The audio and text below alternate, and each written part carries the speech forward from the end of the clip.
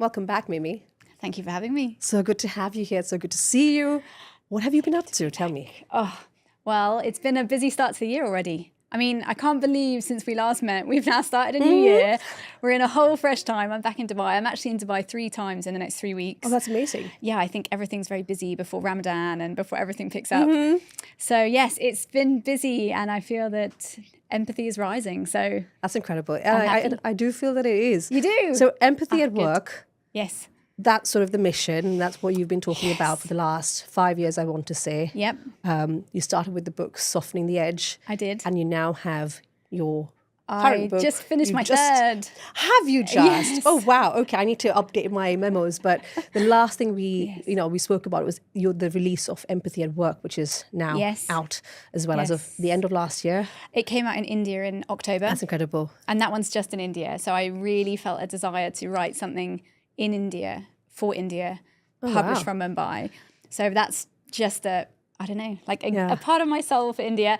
And then the third one comes out in the US in April. Well, it's such a vibrant culture and country. I'm obviously a little biased because I originally come from there. My parents come from there and I was born here. And I can see that there's so much changing in that market as well. There's so much education in India that's needed as well as the rest of the world, because empathy is somewhat not fully understood. While it is on the rise, I feel like there's more to be said and done in this space. So what are the common misconceptions about empathy? Well, first of all, most people still don't know what it is. So, I say that empathy is rising, and it is. I mean, when I look at just my own journey between when I started 5 years ago and now, it's definitely far more understood. People are talking about it. The fact that I have work every week shows that people want it. But still, for many people, they don't know what empathy is. People think it's a soft skill. So I spend a lot of time teaching people that it's hard. How would you describe it? Let's hear it from Mimi Nicklin. For me, I mean, empathy is about perspective taking. Empathy is fundamentally the ability to understand how other people see the world, their experience, their perspective, their opinion. We all see the same things at the same time, but how we see them is very different. Being able to put ourselves in someone else's shoes, perhaps. Exactly. Putting yourself in someone else's shoes, seeing through their lens, how people absorb this show with us today. Everyone that watches your show will engage with it. Will engage differently, will experience it differently, will remember different bits. So fundamentally, empathy is that ability to perspective take, and it is a pro-social skill set. So it keeps us alive, Rowen. It's not just about thriving, it's about surviving. Well, that's very interesting. So why do you say surviving? Is it the connect to helping people sort of understand themselves a bit better, understand other people a bit better, and especially in the workplace? All of it, right? So empathy is built into your prefrontal cortex, so into your brain at birth. Yeah. So for those people that ask, am I born with empathy? Yes. Okay. Right? You can choose to use it like any skill. Even narcissists. Well, that's a different discussion. So there is a very small proportion of the population actually that is a true narcissist. It's less than 2%.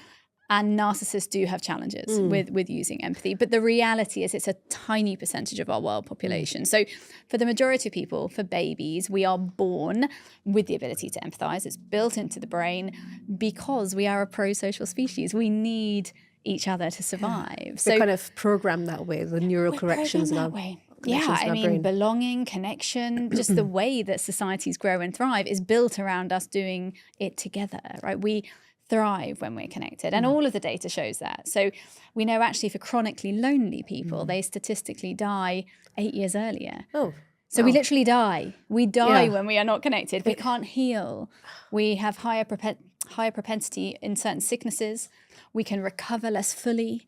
There's all kinds of impacts on our health. I think I read somewhere that, a hug and hugging someone you care about sort of increases our lifespan and our happiness sort of values go up on the back of like being or building those true meaningful connections. So I think that's probably another check in the box or argument in favor of empathy, isn't it? Yeah, I mean, we are built in such a way that we need to be connected to others. So when 2 babies are born equally sick, the one that gets more empathy will outlive the other one. When you look all the way back to tribal times, to our ancestors, they knew this. They built their entire tribes. They built the survival of the human race around being connected as societies, which is why the loneliness epidemic is such a big problem. because so many of us are lonely, 52%, and we do really not very well at all when we're alone. No, I think we are a social species, like you said, and I see it, as a mum with a toddler myself, he and I live for the hugs. Obviously, that might be slightly inappropriate in the workplace. So. Yes, maybe not ideal. So what else can we do? Like, what can leaders do differently to empathize with their communities, with their colleagues, with their employees, to engage them and really feel seen and heard in the workforce? Well, fundamentally, empathy, the backbone to this is listening. So being able to actively listen to other people. And there's a big difference between hearing and listening. Right. So a lot of my work is in teaching workplaces, teaching cultures and leaders that exact difference. How do you actively listen to gain insight, to gain understanding from what people are saying? Right. So all of my tips around how to improve empathy stem from that connection, from listening. How incredible. So what are those undervalued skill sets? Oh my gosh, suppose? so much so, Rowen. We talk about it all the time. We ask people to listen, but we don't teach them to listen. We tell our children to listen, but we don't teach them to listen. Well, we also tell them what to do, and we don't really model it ourselves, do we, a lot of the time? So yeah, it's true. I'm trying to be really cognizant of the fact. But, just coming back to, I know we were jokingly just dropping in the narcissism bit, but studies have shown that CEOs tend to possess narcissistic traits. And now, obviously, CEOs being leaders in, I'd say various sizes of organizations. How would you encourage someone who's perhaps, I think, lacking in that self-awareness to maybe take a deeper look? What would your advice be there? Look, I think it's really twofold in the work that I do with CEOs. The first is around awareness, which is why I'm so grateful to be here with you and why I do this work. Likewise. Right? I always say that the more the world talks about empathy, the more empathy the world will have, right? So the first step has to be around awareness, actually making leaders and CEOs aware of the power of this skill set and whether they do or perhaps don't have it. Yeah. And often in my workshops and my masterclasses and stuff, the leaders will come to me at the end and say, oh my gosh, Mimi, I just realized I've never listened to anyone in my life. They have these epiphany moments. Yes, when they really honestly look at it and say, gosh, I don't think I've been doing that. So the first is awareness, but the second step has to be intention. Okay. Because this is a skill set, because it's an active skill set, you have to intentionally listen to someone. Right.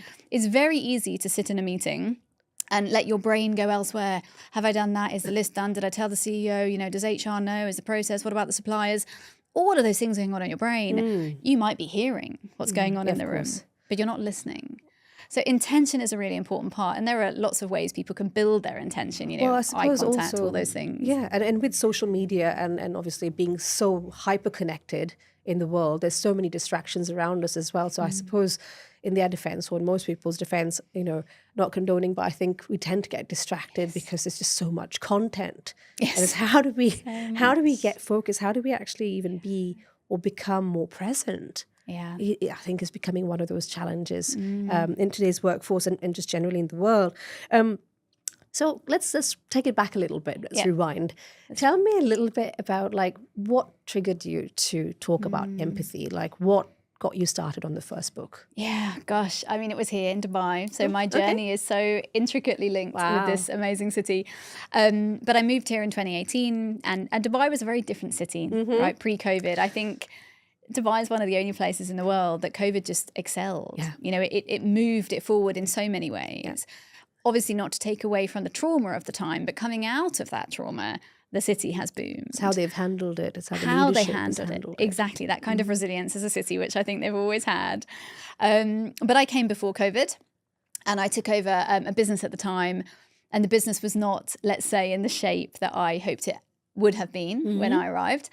And I remember Rowan being really overwhelmed. I was not at all ready for the business challenge at the time. And I met with a phenomenal coach here, and she was talking to me about my leadership style, and she asked me how I lead. And at the time, I spoke a lot about intuition, so being an intuitive leader. Yeah. And she asked me a question that, fundamentally changed my life, because she said to me, is it intuition or is it empathy? Wow. And I remember thinking, It's not empathy, right? How can it be empathy? What is empathy? Why is empathy in the workplace? Absolutely not. But I went away and I started to study empathy, and I discovered something called the empathy deficit, which was coined by Barack Obama in 2006. I remember that. Yeah, it fundamentally talks to the lack of connectivity in our world. Right. And once I discovered that, I could not believe, Rowan, that no one was talking about it. I remember being in my villa here in Dubai thinking, how is there this huge issue that no one is talking about? Maybe I should. So I did. And I probably had, I don't know, like 400 LinkedIn friends or something. And I just started getting up every day with this belief that the more we would speak about it, the more there would be. And I just broadcast into like a black hole and hoped that somebody maybe read it, which probably they didn't. Yeah. But 5 years later, they are. So, the world has changed a lot in 5 years. So I have to ask, because I know a lot of listeners think in numbers. Yes. How many followers are you at now? We're about 60,000 now. Wow, that's incredible. Even for me, I can't believe it, honestly. 60,000 people who are with you on this journey of empathy, who believe in what you have to say, who believe in the message, who are curious about it at the very least. And I think the message I'm taking away from this is also, I think it speaks to your persistence and your love for the subject matter, that you were really relentless almost, I'd say, in the beginning in spreading the message when perhaps no one was even fully aware of what it meant or for sure. Or I think its they all thought I was probably crazy for years, right? But yes, you talk there sort of about being relentless. I talk about consistency a lot. I think it's probably our most underestimated skill set besides empathy is consistency.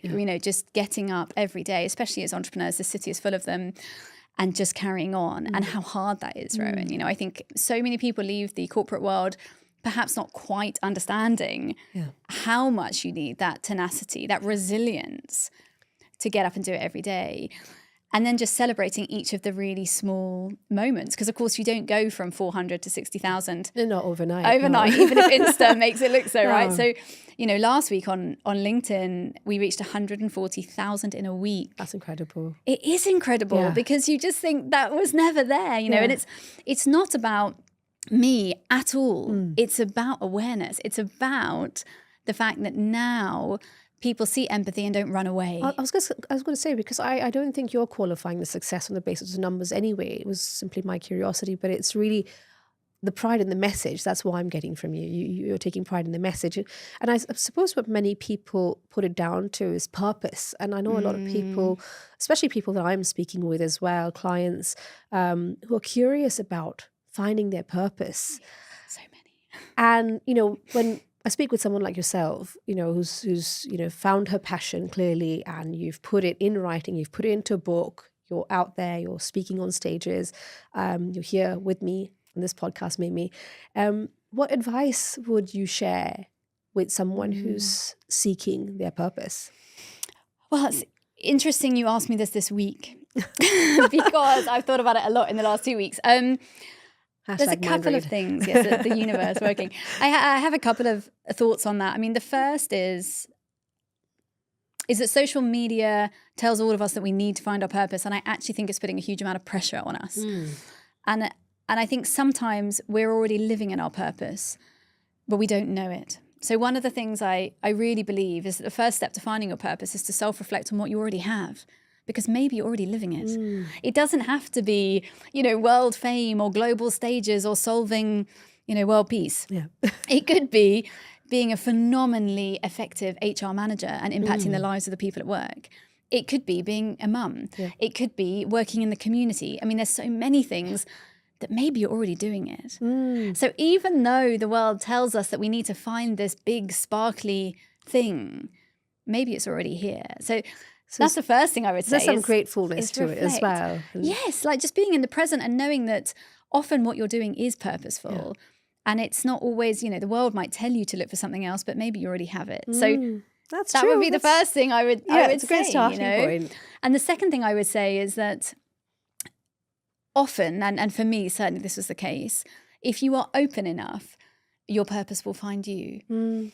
We are so rushed and so busy and so stressed that sometimes we just don't see the opportunities that are there. And for me, however uncomfortable it was, and I have to be honest, it's been a lot of discomfort.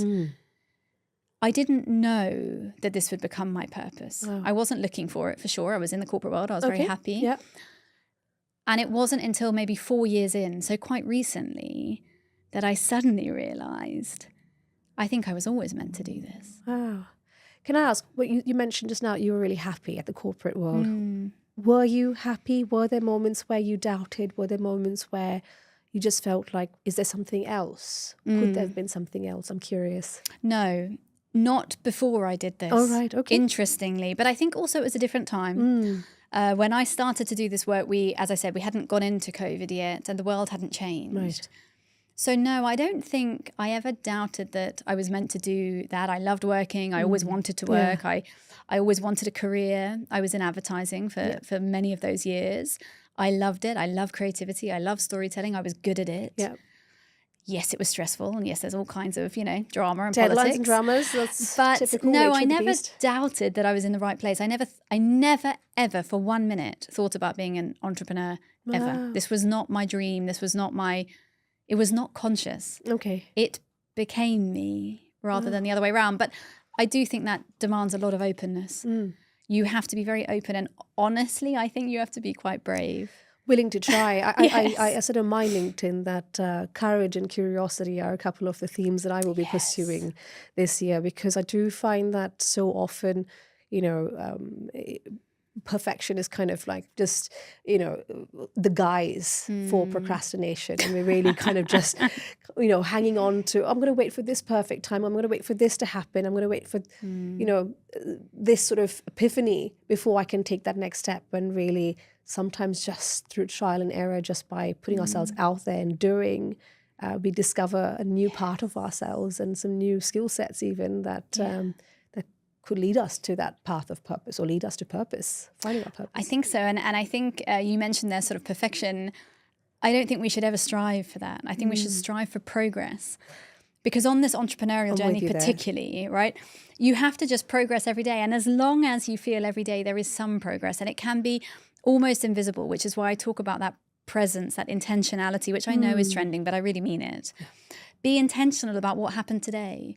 And, someone wrote to me on LinkedIn last night, very nice gentleman in Australia, and asked me, I just have a question for you. What's the one thing you're proud of this week? And I was like, That's a I great don't question. know. And then I wrote him what it was. And it was incredibly rewarding, even for me in my hotel room, just writing that at the end of the day. So I think we have to be very intentional about that progress. And the gap between expectation and reality is disappointment. So live in now. That's my advice. I think the word there, expectation. Yeah. And I was speaking to someone about that recently, and we were talking about, even just on a different parallel or different tangent, the dating scene, right? People go in on their first date with great expectations, and most people do the same with an interview as well, a job interview. And, of course, you can completely understand that there's a lot of, feelings pegged to it. There's a lot of hope pegged to it. And everyone's going in with, a lot of the narrative we've sold ourselves prior to that. Yeah. Is this the one? And we're kind of almost, wanting to convert. We're in that conversion mindset. I feel like we've got to close the deal. Yeah. And it might not even be the right thing for us, but there's that expectation that we've set for ourselves that we've got to go and we've got to get it, or we've got to achieve X. Yeah. And when really, maybe it's just, it's rather cliche to say, but it's the process and enjoying that process and the progress that comes with it, rather than going out to a number of interviews and just saying, okay, I want to get the job. What if we said to ourselves, I'm going to meet these companies, I'm going to learn more, I'm going to showcase my skill sets and focus on what the doing as opposed to the outcome, like you said, that gap. Yeah. If we can close that gap, that would just be incredible for our own mindset as well as for the result. I mean, I love that. I love that just listening to you for me. But yes, and something that gives me great peace is that I always believe that what's meant for me will come for me. Right. So that has really helped me, especially in the last year, because this work is growing and there is so much demand on my time. Yeah. And you never know, am I prioritizing the right thing today? Should I do this? There's so many options, right? And when you're on your own, you have nobody to, ask, what do you think most of the time? So I think that you're right. Expectation, as I said, that gap between expectation and reality nearly always results in some form of disappointment. So if you can just be open-minded about that, know that what is coming for a reason. And then also knowing, which of course, again, is a bit of a cliche, but it's that you learn through the things that don't work out. Not always now. I will look back now at something that perhaps was a great disappointment in 2024 or 2023. And now I can say, well, thank gosh I didn't do that. But at the time, I thought they were the best possible client or the best possible employer or whatever the case is. So, that belief can be very hard. But, my dad used to always say to me, it will be really hard until it's not. That's a great saying. It's a great saying. He was a great man. So it reminds me of that. Every day when it gets difficult, or when there is a opportunity that falls through, or I don't have enough money for the investment I want to make, or whatever it is, I remember that it will be really hard until it's not. Yeah, that's incredible. I was just reflecting on that for a moment. I do very much, I agree with that sentiment and the thought, because it's also that presence as well, just being in that moment and focusing intentionally on the work you're doing, on the interactions you're having, on the conversations, and you never know where it leads. And I think now, finally, at the ripe young age of 38, I'm coming to understand a little bit more. When my mum had said as well, similar to what your dad was saying, it's more like everything in its time. And I never understood what that meant fully until now. Yeah. And I think we didn't sort of plan to talk about this, but I think it comes back as well to being female leaders or just women who work. And when you talk about that presence, because the media will tell us that we can have it all and do it all, and it's frankly not true, right?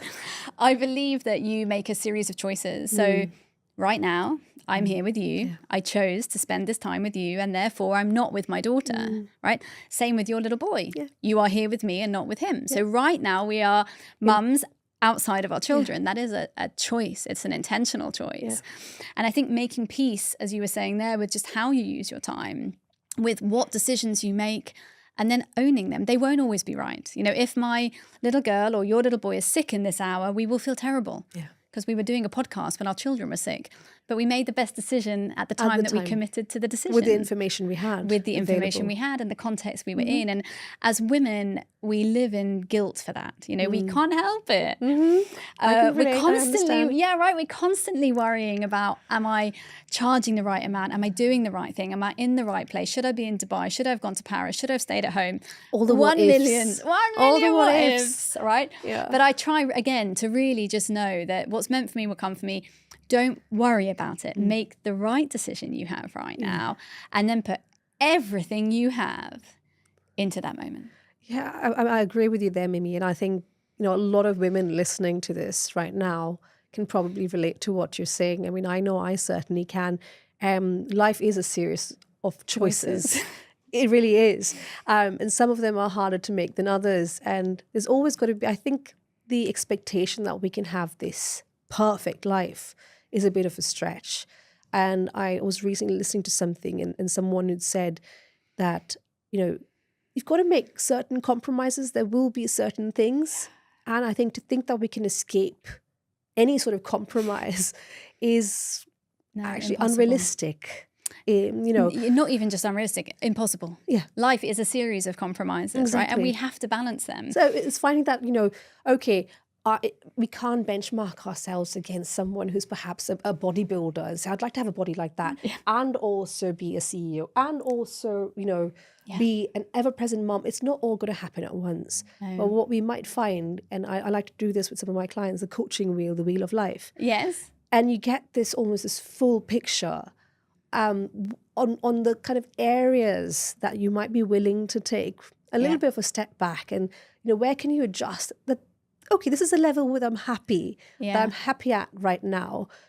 I can do this, I can tackle this certain work stream or this certain aspiration at a later date. But for now, this takes precedence. And you give that, the scoring you want to. And that's been a game changer, I think, for many people who've worked with that framework. because we just think about, resetting our expectations and also appreciating, like you said, where we are. And I think, we have a vision, and we should, of where we want to be and where our businesses are going to go, or our podcasts are going to grow, or whatever it is. But I think the reality is our vision of how we will feel when that happens is a reflection of our reality now and not the reality we are working towards. Yeah. And I know that's a bit to get your head around, but I was going to say. yeah, it is, right? But the reality is how you think you will feel when you achieve the thing that you're aiming for. I love the breakdown of the process. I hadn't actually reflected on that myself when you think about now. It's a reflection of who you are and what you want and how you feel today. So therefore live for that. Yeah. Right? And I think like you said, it is a series of compromises, and you have to make those decisions and make peace with them. And I think it comes back as well to finding joy, which also is, I know, a cliche, and Instagram is full of tips, right? But if you are not happy with what you are doing, only you can change it. Yeah. No one can change it for you. So working out what it is, if it makes you really joyful to go to the gym, which I can tell you it definitely doesn't in my place. But if it did, I would go more often, right? So I think you have to also work out what it is in your life that makes you joyful. And what you can make peace with. What you can make peace with, and what you want versus what everybody else wants for you. That's a good one. 100%, because I think so often we take on beliefs that aren't even ours. And it's, well, why do you want to be, in so-and-so job or profession? And most people just reflect back to, well, my parents were this, or they expected this, or they would, and it's all well-meaning as well. They want the best for us, in most cases. So I think people just haven't had the opportunity as well to discover. And I think especially now, as we're seeing, a lot of women entering perimenopause, menopause, rediscovering themselves. There's a great reset almost. Yeah. And I think that's wonderful, because you're seeing people on the second or even third wind just going for it. Yeah. And it's wonderful, because given that we live longer, and we can, it's about living longer, better and happier, and how can we make the next seasons of our life even more meaningful, I feel. But I want to just bring it back a little bit to the workplace now, and tackle AI in the workforce, because we talked a little bit or touched on loneliness. And I feel that with all the tech available to us, that's essentially meant to make our lives easier, faster, scalable, automate, all these big words that we're hearing. I know some people are feeling either joyful or fearful. And I'd love to have your thoughts on this. Yeah. Look, I think you're right. I think a lot of people are fearful. And people are always asking me, do you think I'm going to lose my job to AI? Every time technology comes in, someone told me, I had a dinner recently with an slightly older leader than us, and she was telling me that she remembers when she introduced the internet to her team and said to them, she remembers it. She says, I remember sitting in this meeting room telling them there's this thing called the internet and we're going to start using it. And the people in the room were petrified, but what about my job, and what about my life, and how are we going to manage our clients? But of course, we all carried on and life got better. Yeah. So I understand why people are fearful, because as human beings, change is scary, and that is our response to a fear for survival. So we are wired to survive, and change makes us feel, at least from a neuro-linguistic and neuro-programming point of view, that we might be at risk of dying, quite literally, because of the change. Because of the threat as well, right? Right. But of course, we're going to be fine. AI is just going to enable different ways of working. Keep calm and carry on. Keep calm and carry on, exactly. It's going to change things, but it's going to, it will make life better. It will come with complexities, because all change does. But I believe, especially in the work I do, that without these technologies, how are we ever going to scale the change that we all want to see? With empathy, for example, people say, but, AI has no empathy. And I say to them, no, AI probably has better empathy than you. Ooh, tell me more. So, I mean, empathy obviously is an ability to understand other people. If I'm sick, very tired, unwell, in hospital, pregnant, a million other things could interfere with my ability to empathize with you today, even if I want to. Right. But if you train AI like a bot brilliantly to be able to empathize consistently, then the question is, right, can they being the bots, empathize more consistently, more regularly than human beings? Based on the empathy deficit, I would say the answer is yes, because us humans are not very good at it, Rowen. That's why we have an empathy deficit. I think that's a pretty good, that's a completely different lens. And I think that's a wonderful way to challenge the thought process, the human thought process, because I mean, from what I understand of AI, and it's an evolving thing, it works with a set of frameworks, very clear decision making, very pragmatic, almost logical, which a lot maybe believe that it directly contradicts with the emotional capacity of a human. And yet at the same time, with our deep conditioning as well, many humans, to your point, if I understand you correctly, Mimi, are also, I wouldn't say devoid of, but rather struggle with embracing empathy because of everything else. And we almost are unable to refer to those frameworks in that time because there's so much else going on. So someone might not realize that their colleague's really unwell and still expect X deliverable off them without going, oh, hold on a minute. Yeah, maybe something's off. Yeah, when this person has said they're feeling unwell, this might be why, or what can I do to help?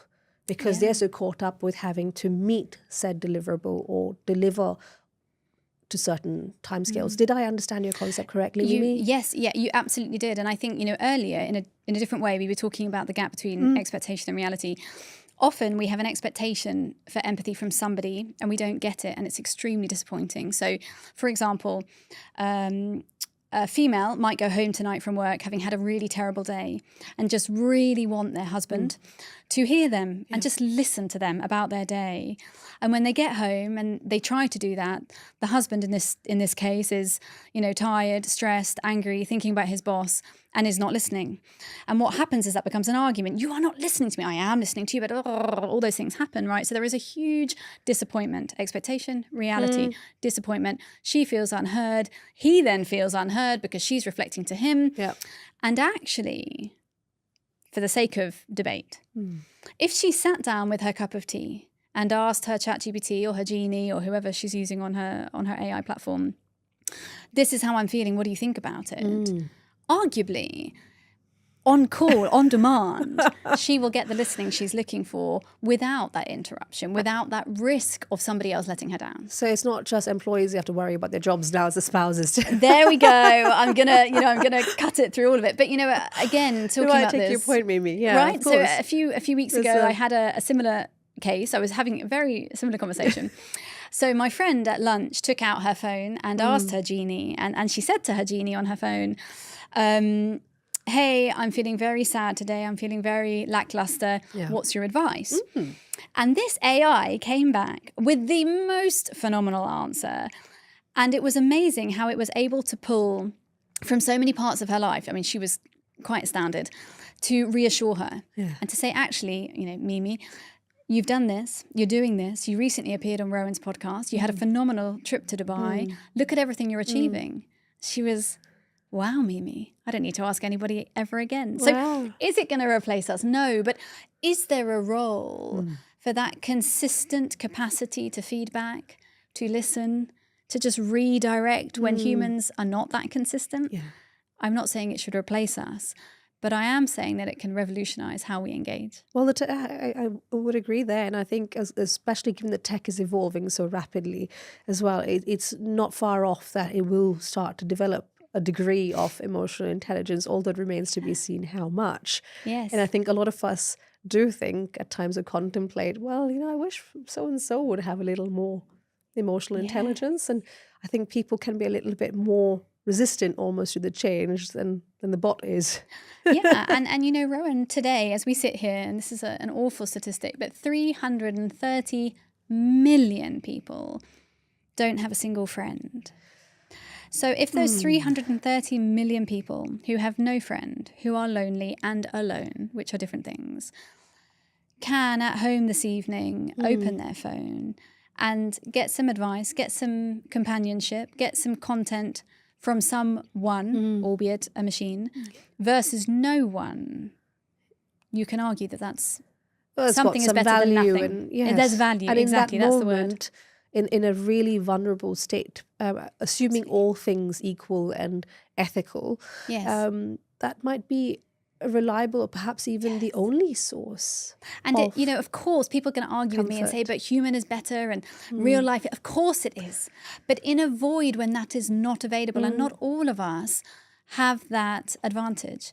There are millions, 300 million and plus, who don't have someone to talk to, who are never going to hear the word coach, let alone access one, who don't have parents that love them, or marriages that are secure, or even countries that are secure. So in a void of the luxury of human connection, which is a luxury, I believe that AI can change people's lives. And we shouldn't push it away based on our lens versus what it could do for them. If we go back to age-old theory, Maslow's hierarchy, you've got self-actualization sitting at the very top and connection and all of that, which, like you said, Mimi, could be something that some of us take for granted and others are desperately searching for and missing and needing in their lives because they're just going through the motions, whether it's from being in war-torn, conflicted areas to slightly impoverished communities and others, and even just in our day-to-day lives, which is one of the reasons why, and even in a busy city like Dubai and in a country like the UAE, I love the year of community initiative. Yes, I love it too. And the message is powerful. It's incredible because it really puts a focus on the longevity, our longevity as a society and our ability to really be there for one another in different contexts, of course. And there's a number of ways to kind of dissect what community could be like for that person. They might need some support in the business environment. They might need some support in a social environment. And coming to your point on loneliness, I know a number of entrepreneurs feel this. Have you ever felt lonely, Mimi? I don't feel lonely, but I think that's because my purpose is to overcome loneliness. So I am so connected all the time. But obviously many people do, 52%. And I think what's interesting about the year of community is that if we're being very frank about it, the government wouldn't have put it in place if they didn't know that there was a need, right? So the reason the government of this country or any country are putting in platforms and programs around community are because they know, let's be honest, the value of not having it. They're not doing it out of the goodness of their hearts. They're doing it out of the goodness of society. They know their people in this country, wherever they're from around the world, that the ability for the UAE to thrive, to survive and to thrive, to do well, to achieve its objectives, to continue with its economic growth, they need community. 100%. It's coming from the very top, right? It's a need. And that's the leadership recognizing that need as well, to your point. Absolutely phenomenal, right? Incredible. And as we'd said earlier at the start of this podcast, what the UAE has done so well, even in a rather globally challenging situation like COVID, was they put in place what are really sensible policies that spoke to the vision, the values, and the betterment of society. They thought, how can we balance economic need with the imperative social need? And I just feel that if companies and leaders imbibe this sort of way of thinking, and even around the world, I might add, where empathy is kind of lacking, I'd say, we're entering some challenging territories with withdrawals of certain policies and changing of others. And again, I appreciate that there's various ways of doing things, and you've got to speak to the need of your people and the resident citizens of your communities. So I think that's a lot of good things that we can take away from this experience, I feel. Yeah, and as you said, I think for a government to recognise that, what we know is that the World Health Organization has termed that loneliness is a global health endemic issue. And once that happens, there has to be action. The highest burden on our healthcare system worldwide is not cancer, diabetes, heart disease. It's loneliness. Really? It is. Oh, I had no right? idea. So the fact that the government here is ahead, and it always is, the UAE is always ahead of everybody else, in putting that in place is so, so critical to who we are as humans. As you said, economic growth, GDP, is directly tied to social economic cohesion. And countries like the UAE and Saudi as well, to a certain extent, so much of the Gulf actually, are very ahead of that narrative and of understanding that it will take people time, especially in a country where we have 180 nationalities. If we're being very honest, people generally stick to their tribe, right? And what that means is that the English stay with the English and the French with the French and the Nigerians with the Nigerians. On the whole, that's not to say that we're not an integrated society and we all have many friends. No, but there might just be the tendency to Yes, because we as with humans, like-minded. we like to like, as in we resort to like, right? People that share our What we're familiar heritage, our with. culture, our language, our food, our behaviors, right? So if you have a country that is thriving, like the UAE, but with 180 at least nationalities in one space, the government has to find ways to encourage community, to encourage connection, to encourage togetherness in a world which at large is disconnected.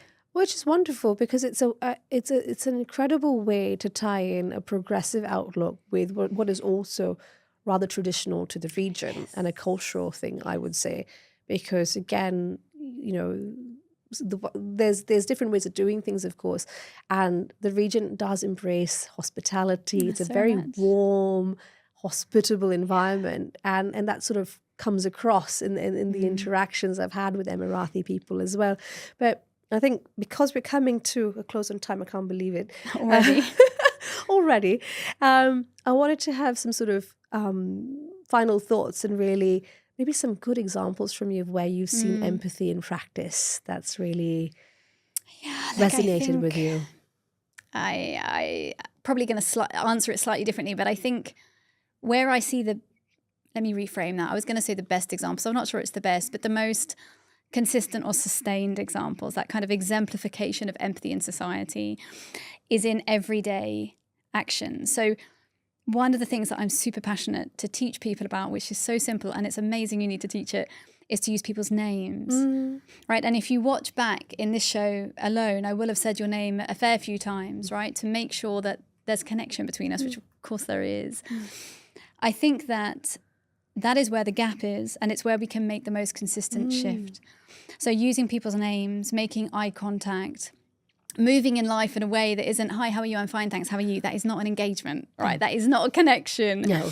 And someone in one of my audiences yesterday said to me, Mimi, I think as humans, we're very good at communicating and very poor at connecting in that communication. And I said to him, sir, I couldn't agree more. So where do I see the best exemplification of that? I think is in people that get that right on a one-to-one level in life. Once you can do it 1-to-1, 1-to-3, 1-to-5, then you can start to change your organization. But to really create connection with someone is an individual reality. Where next time you go to the coffee shop and you order your matcha latte, make eye contact, actually have a moment when they say, they're on auto drive. They'll say, hi, what do you want? What do you want next, right? Stop them and say, how are you? You'll see them go, and then they smile. They say, I'm fine, thank you, how are you? Right? You have to It's almost stop. unexpected, which is a little bit sad, isn't it? It's so sad. But it's easy I love to a bit of small change, talk. right? It's easy to change. So yeah, that's, I could tell a million stories of it, but I think that's really where I see it, is in those micro moments of social connection that you, that I, that all of us are capable of doing and will literally change the world. Yeah, I think that's beautiful. And of course, so many questions and so many things I'd like to talk about. I do have to ask, of course, is there also sort of a cultural aspect to it? Because, certain cultures, I just mentioned earlier about the, culture and the hospitality in the Emirati community, and some of the others that I've witnessed, because people are really friendly here. We're all kind of, a lot of people are expats, which also automatically brings in that commonality, at least in the UAE, from what I can tell. But generally, when we're talking about connection, do you find that certain cultures might find that a little bit too chatty, or, and some others might embrace it a bit more? So Sure. Look, I think how does one kind of we could talk about this navigate for a very long time, but fundamentally, In a yes, nutshell. of course, there are always cultural norms and there are cultural expectations and hierarchies and contexts that you have to bear in mind. For example, in some of the very sort of North Asian countries, eye contact is reserved for a few, so you have to know how to handle it, that type of thing. But fundamentally, where you see the most amount of natural empathy is in very collectivist societies, of which the Gulf is one. You're going to find that in parts of Africa, parts of Asia, India, South Asia, right, where we live, the people live in a very collectivist society. In those environments, you are going to see higher levels of cultural empathy. There is more connectivity. And you see more interaction. multi-generational homes. You see more communal eating and living. I also think that countries that are slightly slower have higher levels of empathy because you can't empathize with someone in a rush, right? It's not possible. Yeah. So, for example, in Malaysia, where I live, the Malaysian culture is just slightly slower, for example, than Singapore, which is right next door, where everybody is on the run every second of the day. And therefore, do I experience higher levels of natural empathy in my daily interactions in Kuala Lumpur than I do in Singapore? Yes. So for sure, there is connection to culture. I'd have to agree with you there on the rush thing. It brings me back to a little experience I had in New York. And New York's known to be a rather busy city, you know, I was actually in Times Square, so it couldn't get more busy. No. And I'd arrived with my luggage and I was running around. And it's not to say that of all New Yorkers. I think there's some incredibly, I've friends in New York who are incredibly lovely. But the general tone I gathered from that experience was that people were getting somewhere fast. They had to catch that subway or they had to get to the next appointment. And so, you know, I was off asking for directions and it was very abrupt. This is where you need to go. There's the spot. That's it. Yeah. No more, no less. Got to LA. It was a completely different vibe. And we're talking within the same country, really, right? And same thing. Arrived, knew no one, met no one, unfamiliar with the place. Hi, you know, could you help me find so-and-so location? I'd like to get to my hotel. And, the vibe was entirely different. The conversation was laid back, you know, from the Uber driver to the concierge. How was your day? How was your flight? Dubai? That's amazing. They had all the time in the world for me. Yeah. So, again, it's also different between like you were saying, between cities, but also between urban and rural in any country in the world, right? When you move in towards rural communities, and hopefully by the end of this year, I'm going to have made a documentary on this. Ooh. But when you move into rural communities outside of the cities, you are also going to see higher levels of natural empathy, inquiry, curiosity, time. Oh, you've got to let me know when it's out. So yes, so there is definitely a lot going on. And what I would say to conclude that is that empathy has two enemies. One is low time and the other is high stress. So any environment like Dubai, to be honest, right, where we live under low time, high stress because we're just so busy growing, we have to be very intentional to slow down, to be present, to actually intentionally connect with people because it's the secret to all success. I would agree. I mean, did I see on your post at some point in my typical LinkedIn stalking, as one does, that you talked about disengagement at work as well? And could this be one of the reasons just everyone's head down, getting really busy? Not all the time sure about what they're being busy with, but they just... Lowest in 10 years, Rowen. Wow. The lowest engagement in 10 years. We now only have 31% of the global workforce that are actively engaged. And the cost of that disconnection is $8.8 trillion a year, which is costing the UAE $10 million an hour. And this is the actual math. This is the actual maths. And in Saudi, it's $21 million an hour. So exactly, right? In the time we have recorded this show, the UAE has lost $10 million in disengagement. Okay, so I think there's no better closing note than that. If you have to summarize, Mimi, the golden nugget, what's your advice? How do we solve it? Oh my gosh, one golden nugget. I would say that fundamentally we are all more alike than we are different. And that a focus on that is probably the one core way for us to reconnect to our societies and our businesses. We have many gaps, but with intention, we can fill all of them. I love it. I love it. I love it. Mimi, what a wonderful conversation as always. So great to see you again. Thank you for coming on this show. And I hope you guys have enjoyed listening. So if you have any questions for us, drop us a line. You can connect with Mimi or myself. This is Boardrooms and Breakthroughs. Thank you for listening.